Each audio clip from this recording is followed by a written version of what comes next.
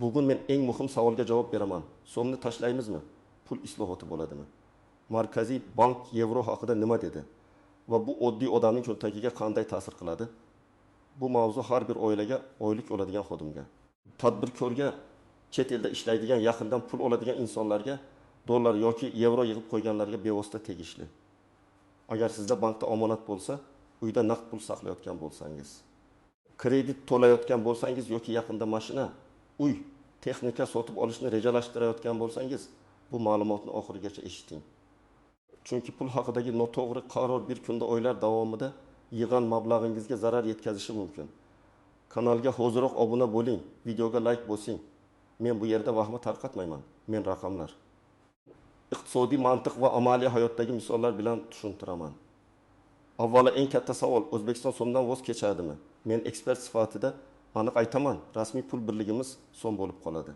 O'zbekistonda ish haqi, pensiya, soliq jarima, davlat to'lovlari, kredit shartnomalari va ichki hisob kitoblarining asosiy valyutasi so'm. Buni biror mish-mish Telegramdagi qo'rqinchli post yoki valyuta ayirboshlash shoxobchasidagi gap o'zgartirib yubormaydi. Lekin odamlar nega xavotirga tushyapti? Sabablar bor. Birinchidan, so'm kursi yillar davomida dollarga va ayrim davrlarda yevroga nisbatan qadrsizlanib kelgan. Ikkinchidan, import mahsulotlar, ayniqsa texnika, avtomobil ehtiyot qismlari, dori-darmon, kiyim-kechak, qurilish materiallari ko'pincha chet el valyutasiga bog'langan. Uchinchidan, aholining xotirasida eski pul islohotlari, denominatsiya valyuta cheklovlari, bankdan pul yechishdagi muammolar kabi og'riqli tajribalar bor. Oldin odamlar ko'proq dollarni xavfsiz valyuta deb bilardi. Masalan, kimdir uy sotmoqchi bo'lsa, narxini dollarda aytardi. Kimdir mashina olsa, bozorda hamma hisob kitobni dollarda o'ylardi. Yevro esa ko'proq Yevropaga boradiganlar, import qiladigan tadbirkorlar, Germaniya, Italiya, Fransiya, Litva, Polsha bilan ishlaydigan biznes egalari uchun kerak bo'lardi. Hozir esa vaziyat biroz murakkablashdi. Yevro ham global valyuta sifatida kuchli ahamiyatga ega. Ayrim paytlarda yevro dollarga nisbatan ko'tariladi, ayrim paytlarda pasayadi. Markaziy bank yevro kursini e'lon qiladi. Tijorat banklari yevroni sotadi va sotib oladi. Lekin bu O'zbekiston yevroga o'tadi degani emas. Bu faqat xalqaro hisob kitoblarda yevro ishlatilayotgani, banklar yevro bilan operatsiya qilayotgani va odamlar uchun rasmiy kurs mavjudligini bildiradi. Asosiy masala shunda. Odamlar pul islohoti deganda 3 xil narsani aralashtirib yuboradi. Birinchisi, valyutani almashtirish, ya'ni so'm o'rniga boshqa pul birligini joriy qilish. Ikkinchisi, denominatsiya, ya'ni puldagi ortiqcha nollarni olib tashlash. Masalan, 1000 eski so'm 1 yangi so'm bo'lishi mumkin.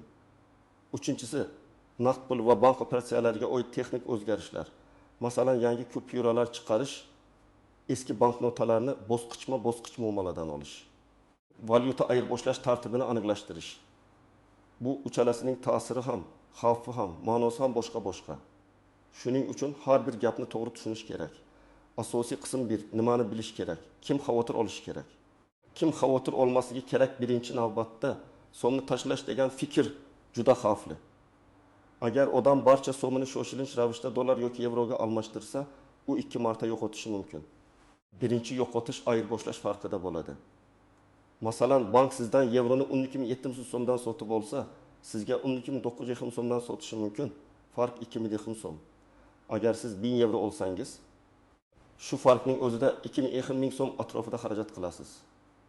Keyin bir haftadan keyin shoshilinch so'm kerak bo'lib, yana qayta sotsangiz, yana yo'qotasiz. Ikkinchi yo'qotish kurs o'zgarishidan keladi. Ko'pchilik o'ylaydi, chet el valyutasi doim ko'tariladi. Uzoq muddatda ko'pincha shunday bo'lishi mumkin, lekin qisqa muddatda kurs tushishi ham mumkin. Masalan, odam 2000 yevroni yuqori kursda sotib oldi. Oradan 10 kun o'tib yevro dollarga nisbatan pasaydi. Bankdagi sotib olish kursi ham tushdi. Odamda to'y xarajati, davolanish yoki kredit to'lovi chiqib qoldi. U yevroni qayta sotdi va bir necha million so'mga yaqin zarar ko'rdi. Bu nazariya emas. Bunday holatlar real hayotda juda ko'p uchraydi. Kimlar xavotir olish kerak? Birinchi guruh import bilan shug'ullanadigan tadbirkorlar. Agar siz Yevropadan uskuna, ehtiyot qism, dori, kosmetika, oziq, ovqat yoki xomashyo olib kelsangiz, yevro kursi sizning tannarxingizga bevosita ta'sir qiladi. Masalan, siz Italiyadan 10.000 yevrolik uskunani buyurtma qildingiz. Yevro kursi 10.500 bo'lsa, bu 135 million so'm. Agar to'lov kuni kurs 1.200 bo'lib qolsa, xarajat 1-2 million so'mga chiqadi. Farq 7 million so'm. Agar siz mahsulot narxini oldindan mijozga so'mda aytib qo'ygan bo'lsangiz, bu farq sizning foydangizni yeb qo'yadi. Ikkinchi guruh. Chet elda o'qiyotgan farzandi bor oilalar. Masalan, Polshada kontrakt 3000 yevro. Ota-ona O'zbekistonda so'mda daromad qiladi. Agar yevro ko'tarilsa, kontraktning so'mdagi qiymati oshadi. Shuning uchun bunday oilalar yevro kursiga befarq qaray olmaydi. Ular to'lov muddatidan 2 kun oldin valyuta qidirib yugurmasligi kerak. Oldindan reja qilish zarur. 3-guruh. Bankda chet el valyutasida omonati yoki qarzi bo'lganlar. Agar daromadingiz so'mda, kreditingiz yevro yoki dollarda bo'lsa, siz valyuta riskini bo'yningizga olgansiz. Masalan, oylingiz 80 million so'm. Oylik kredit to'lovingiz 400 yevro. Bugun bu 5-10 million so'mga yaqin bo'lishi mumkin. Ertaga kurs o'zgarsa, 5 taksi yoki 6 million so'mga chiqadi. Shuning uchun daromad va majburiyat valyutasi bir xil bo'lgani yaxshiroq. Kimlar haddan tashqari xavotir olmasligi kerak.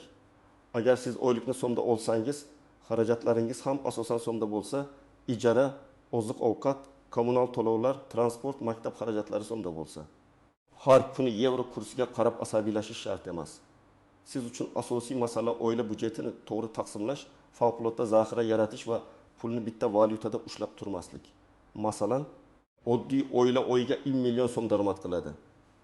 Ularning xarajatlari oziq-ovqat 1 million, kommunal va aloqa 1 million, transport 1 million, bolar xarajatlari 1 million, boshqa xarajatlar 1 million. Qolgan 5 millionni jamg'arish mumkin. Mana shu oilaga men bunday maslahat beraman.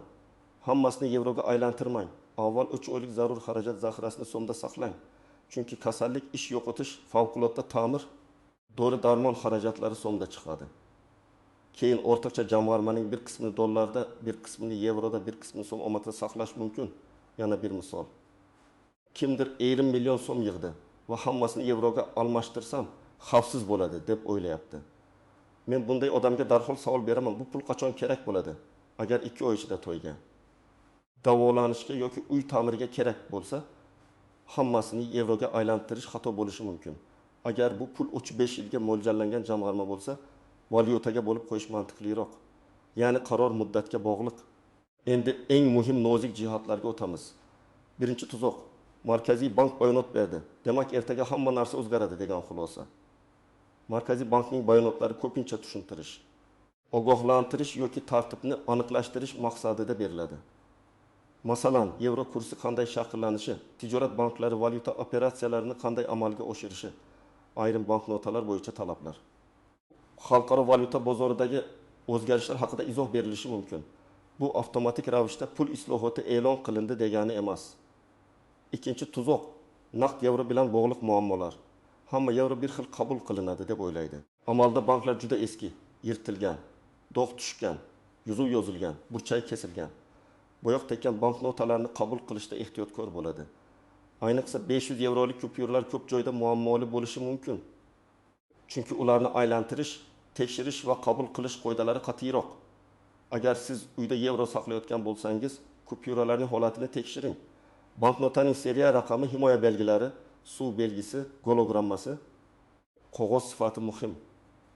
Bozorda hamma oladi degan gapga ishonmang. Bugun olgan odam ertaga bankka topshira olmasa, yana sizni izlab kelishi mumkin.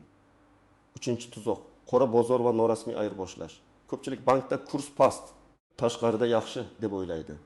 Lekin norasmiy ayirboshlashda qalbaki pul, kam sanash, kameraga tushish, huquqiy muammo, firibgarlik xavfi bor. Masalan, siz 3000 yevro sotib olmoqchisiz. Kimdir sizga bankdan 100 so'm arzonroq beradi. Siz jami 300 ming so'm tejayman deb o'ylaysiz. Lekin bitta qalbaki 200 yevrolik kupyura chiqsa, darhol bir necha million so'm yo'qotasiz. Eng yomoni, buni keyin isbotlash qiyin bo'ladi. Bankda esa chek, hujjat, operatsiya izi bor.